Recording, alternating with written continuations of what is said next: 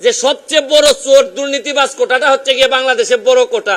এই কোটার বিরুদ্ধে আন্দোলন করলে সব জিনিস সুবিধা আমরা পাইতাম। তদন্ত কমিটি করা মানে একটু আস্তে, এর মানে হজম করার জন্য একটু টাইম নেওয়া। এগুলো আমার অভিজ্ঞতা থেকে বললাম। ডাসার উপজেলা চেয়ারম্যান প্রার্থী হয়েছিল, আল্লাহ বাঁচাইছে ডাসার মানুষে।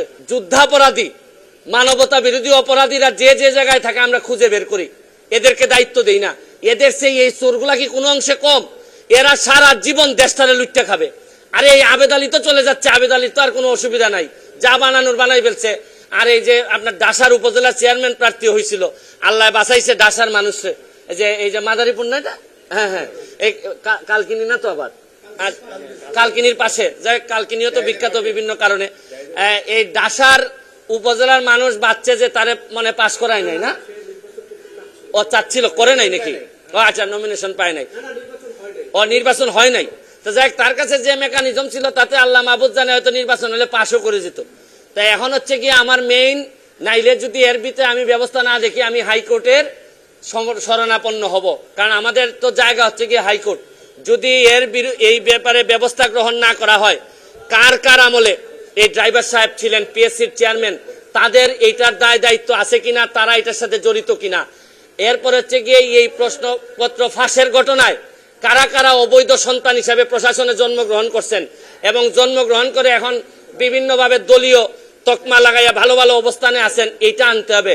শুনেন, কোটার জন্য আন্দোলন করে ছাত্ররা, সারা বাংলাদেশের মানুষ কোটার জন্য আন্দোলন করতেছে, কিন্তু এরা কি জানে যে সবচেয়ে বড় কোটা তো হচ্ছে গিয়ে চোর কোটা, এই প্রশ্নপত্র ফাঁসের কোটা। এরা ধরেন অন্যান্য কোটা, মুক্তিযোদ্ধা কোটা, এগুলা নিয়ে আন্দোলন করতেছে, এগুলা নিয়ে আমি বলবো না, এটা আলাদা হিসাব। কিন্তু জানে না, এরা যদি জানতো যে সবচেয়ে বড় চোর দুর্নীতিবাজ কোটাটা হচ্ছে গিয়ে বাংলাদেশের বড় কোটা, এই কোটার বিরুদ্ধে আন্দোলন করলে সব জিনিস সুবিধা আমরা পাইতাম। কিন্তু এটা আমি পরে হয়তো আরেকদিন বলবো। তবে এখন আমার বক্তব্য হচ্ছে স্পষ্ট, এদের বিরুদ্ধে কারা কারা প্রশাসনে আছেন তাদেরকে বের করে তাদেরকে আইনের আওতায় নিয়ে আসা হবে, নাইলে এই দায় সারা জীবন বাংলাদেশের বয়ে বেড়াতে হবে। আমি একজন এমপি হিসাবে, একজন ব্যারিস্টার হিসাবে আমি মনে করি এটা জাতির সামনে নিয়ে আসা আমার দায়িত্ব। আপনাদের মাধ্যমে আমি এটা ছড়াই দিতে চাই এবং আমি দেখতে চাই যে কি ব্যবস্থা গ্রহণ করছেন। নাইলে আমি মাননীয় প্রধানমন্ত্রীর কাছে প্রয়োজনে যাব, মাননীয় চিফ জাস্টিসের কাছে যাব, কারণ এইভাবে একটা দেশ চলতে পারে না।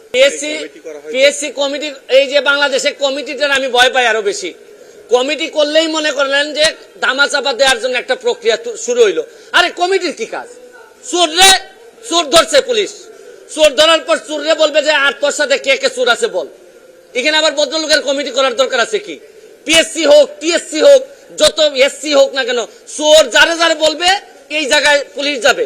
এখানের মধ্যে এই তদন্ত কমিটি করা মানে একটু আস্তে, এর মানে হজম করার জন্য একটু টাইম নেওয়া। এগুলো আমার অভিজ্ঞতা থেকে বললাম। উনাদের চেয়ারম্যানরা জড়িত ছিল কিনা এগুলা উনারা নিজেরা কিভাবে করলো, প্রশ্ন যাতে পরবর্তীতে আউট না হয়, এগুলা নিয়ে তদন্ত হোক। পিএসসি কিভাবে নিজে প্রোটেক্টেড হবে এইটার জন্য তদন্ত কমিটি করে তারা তাদের প্রোটেকশন বাড়াক।